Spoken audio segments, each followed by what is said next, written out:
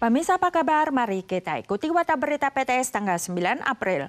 Gempa berskala 5,9 SR mengguncang wilayah perairan timur Taiwan sekitar pukul 11.30 tadi malam. Hari ini sekitar pukul 10 pagi, wilayah timur kembali diguncang gempa berskala 5,8 SR dengan intensitas maksimal 4 yang dapat dirasakan di 19 kota dan kabupaten.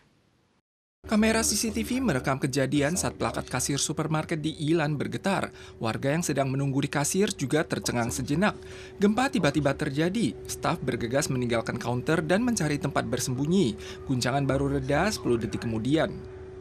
Gempa 5,8 SR dengan intensitas level 4 melanda Suau di Ilan tanggal 9 pukul 9:53 pagi. Guncangan dirasakan di wilayah utara. Intensitas terkuat di Ilan dan Hualien mencapai level 4, sementara di Taoyuan, kota New Taipei dan Taichung juga mencapai level 3. Alarm peringatan nasional berbunyi sesaat setelah gempa terjadi. MRT Taipei sempat diberhentikan untuk sementara. 震源的深度是算中深层的一个地震，它的深度影响，所以造成地表的影响大概都是比较平均的一个震度的一个表现。 Pusat Seismologi menyatakan gempa 5,8 SR kali ini terjadi di jarak 15,5 km dari arah selatan tenggara Balai Pemkab Ilan. Berhubung merupakan gempa di lapisan tengah ke bawah, dampaknya di permukaan relatif kecil. Namun guncangannya masih tetap terasa di 19 kota dan kabupaten. 7 siswa asing Vietnam yang menempuh pendidikan di Hsinchu dirangkul menjadi penipu oleh sesama teman di Taiwan pada tahun lalu dengan imbalan sekitar 2.000 sampai 7.000 dolar per hari. Kemarin mereka didakwa kejaksaan dan dituntut hukuman penjara minimal 1,9 tahun.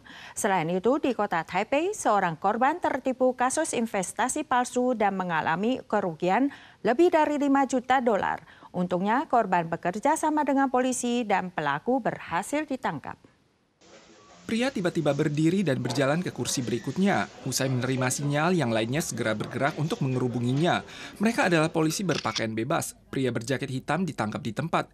Uang tunai berserakan di atas meja, semuanya merupakan hasil penipuan. Oknum yang dijaring mengambil uang saat transaksi, ia bahkan membawa alat penghitung uang. 由被害人配合警方佯装以现金购买虚拟货币，并与诈团成员相约于数十店面交。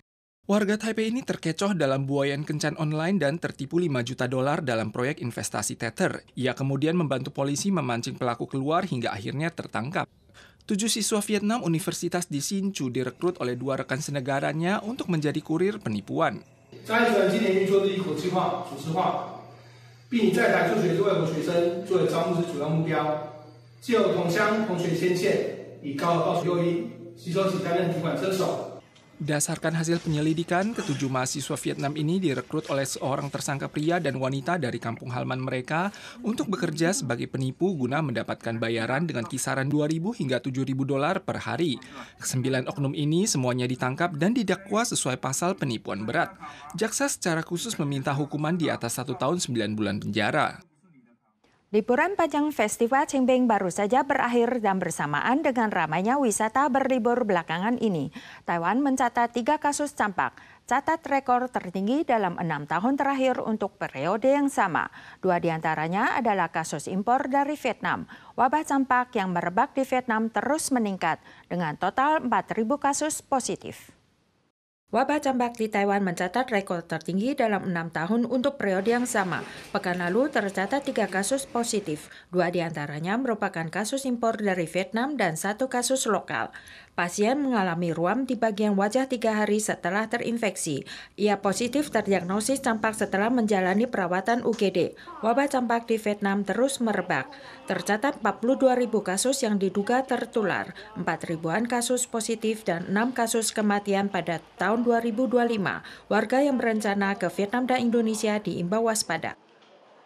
Kementerian Transportasi dan Komunikasi menargetkan kunjungan wisatawan mancanegara ke Taiwan mencapai 10 juta orang tahun ini. Namun berbagai kalangan khawatir perang tarif akan berdampak pada industri pariwisata Taiwan yang selanjutnya berpotensi menyebabkan penurunan signifikan jumlah wisatawan dari Jepang, Korea Selatan, dan Asia Tenggara. Tarif resiprokal Donald Trump mulai berlaku secara global tanggal 9 waktu Taiwan. Taiwan dikenakan tarif 32%. Sebagian industri Taiwan sudah mengalami reduksi pesanan dan cuti tidak dibayar. FOEA menyatakan akan memberikan konseling dan subsidi kepada pelaku usaha. UN Eksekutif juga telah meluncurkan program subsidi sebesar 88 miliar dolar Taiwan. Selain itu, mengantisipasi penurunan tajam pada saham Taiwan dewasa ini, Dana Keamanan Nasional juga memasuki bursa saham tanggal 9 untuk melindungi pasar, namun tetap tidak berhasil menghentikan penurunan. Industri pariwisata mengantisipasi efek tarif Donald Trump dengan seksama. Ditjen Pariwisata awalnya memperkirakan jumlah turis yang mengunjungi Taiwan pada kuartal pertama tahun ini akan melampaui 2,1 juta atau naik 3% dibandingkan tahun lalu. Namun jika perang tarif menyebabkan kemerosotan ekonomi atau memicu cuti tak dibayar, angka turis dari Jepang, Korea Selatan, atau Asia Tenggara mungkin akan anjlok.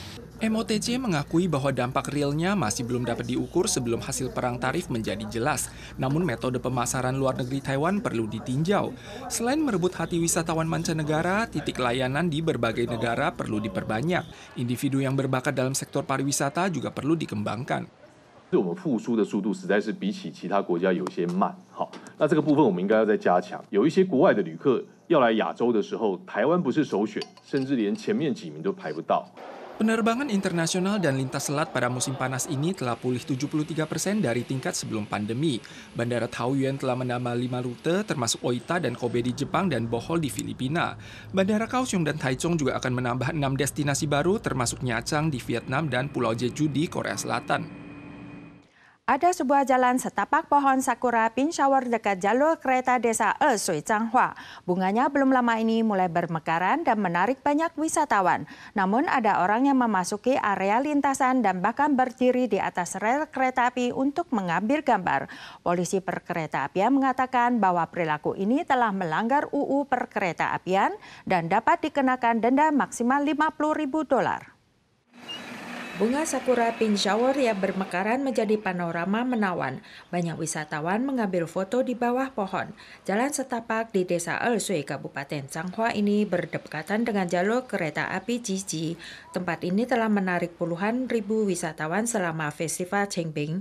Seorang wanita mengambil foto di dekat pohon, namun kakinya berada di atas kereta api. Foto itu kemudian dipostingkan oleh pihak lain. Polisi menuturkan tindakan ini melanggar Undang-Undang Perkeretaapian dan akan didenda maksimal $50.000. Pihaknya akan memperketat patroli. Para pemirsa sekalian, sekian warta berita dari PTS. Kita soal lagi di lain kesempatan. Sampai jumpa.